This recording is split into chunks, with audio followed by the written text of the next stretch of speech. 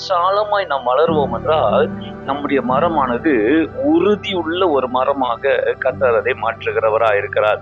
மூன்றாவது, இந்த கேதுரு மரம், அதாவது லீபனோனில் உள்ள கேதுரு மரமானது கரையான் அழிக்காத ஒன்றாய் இருக்கிறது. ஏனென்றால் அந்த மரத்தினுடைய பட்டையிலே ஒரு தைலம் இருக்கிறது. அது இட்ஸ் அ பொட்டானிக்கல், அதாவது அது ஒரு தாவரவியல் சம்பந்த ஒரு தைலம். அந்த தைலத்தின் நிமித்தமாக அந்த மரம் அழிக்கப்படாது.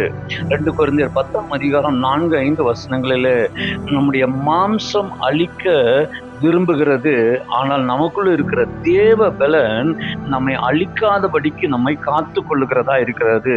விசுவாசம் என்கிற தேவ பலன் அவ்விசுவாசத்தை அழிக்காதபடி காத்து கொள்ளுகிறது. இன்றைக்கு உங்களுக்கு இந்த செய்தியை நான் சொல்லுகிறேன்.